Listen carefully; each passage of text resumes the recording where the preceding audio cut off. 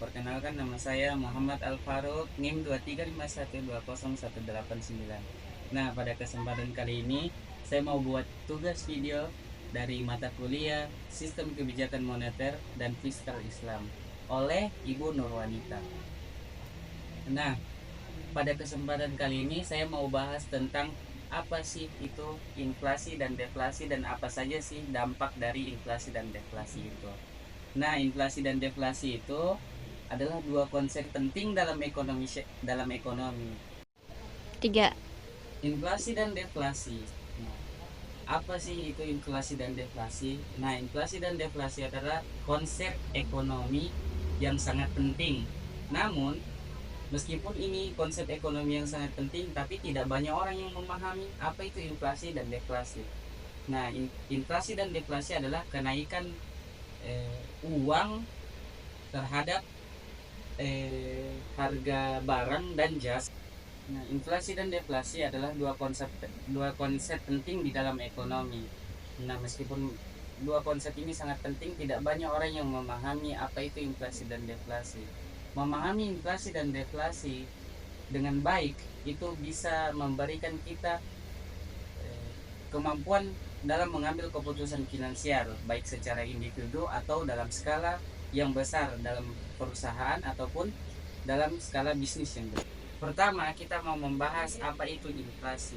Nah, inflasi adalah kondisi secara umum kenaikan harga-harga barang dan jasa dalam jangka waktu tertentu.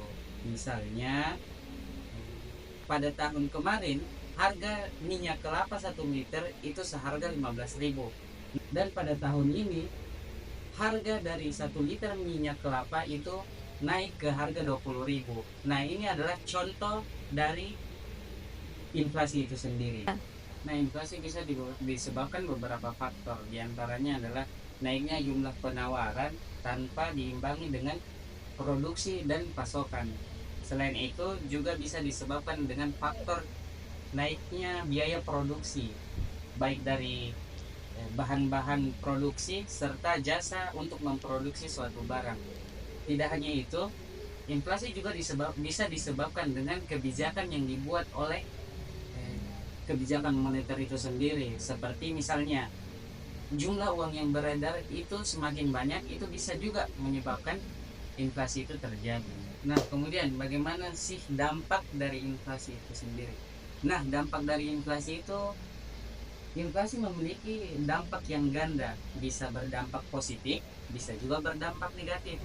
Kapan inflasi berdampak positif dan kapan inflasi berdampak negatif? Nah, kalau inflasinya hanya inflasi ringan, itu berarti inflasi yang memiliki dampak positif, karena inflasi yang ringan atau inflasi yang kecil itu menandakan bahwa perekonomian itu menjadi stabil, karena dengan inflasi yang rendah perusahaan bisa termotivasi untuk memproduksi barang lebih banyak, dan pembeli mau biaya membeli produk sebelum harga naik. Nah, kemudian kapan inflasi menjadi dampak negatif bagi perekonomian? Nah, inflasi menjadi dampak negatif bagi perekonomian tatkala inflasi itu tidak bisa terkendali atau inflasinya terlalu tinggi.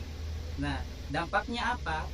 Dampaknya adalah masyarakat tidak mau membeli barang karena gaji mereka tetap dengan harga barang yang melonjak atau naik.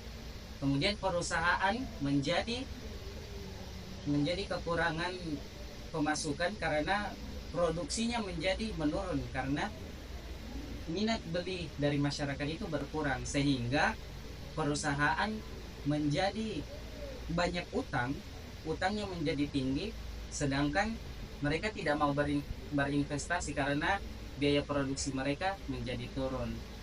Nah, itu dampak negatif dari inflasi yang tidak bisa terkendali atau inflasi yang tinggi. Nah, oleh karena itu kebijakan moneter menjadi sangat penting dalam hal ini untuk mencegah dampak negatif dari inflasi itu sendiri. Nah, Sistem moneter mengatur kebijakan-kebijakan agar supaya inflasi itu tetap stabil dengan cara bermain di suku bunga, sehingga investasi-investasi dari perusahaan-perusahaan bisa dengan stabil diatur oleh sistem kebijakan moneter ini. Nah, kemudian kita lanjut ke yang kedua, yaitu deflasi. Apa sih pengertian dari deflasi itu? Nah, deflasi adalah kebalikan dari inflasi. Kalau inflasi adalah kenaikan, sedangkan deflasi adalah penurunan harga barang dan jasa.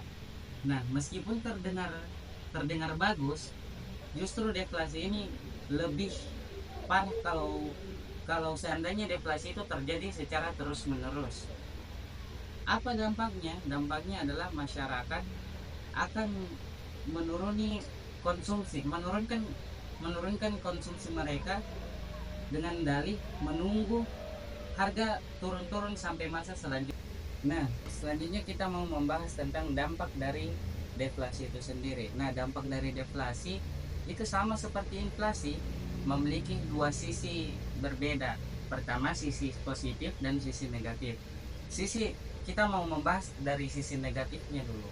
Nah, sisi negatif itu, deflasi ini justru lebih parah kalau seandainya deflasi terjadi secara terus-menerus dan tidak bisa terkendalikan. Dampaknya apa? Dampaknya adalah perusahaan bisa menjadi bangkrut karena harga yang turun, sehingga banyak orang-orang yang terkena PHK karena dampak dari deflasi ini. Sehingga perusahaan tidak mau berinvestasi, tidak termotivasi untuk berinvestasi karena perusahaan mereka yang bangkrut.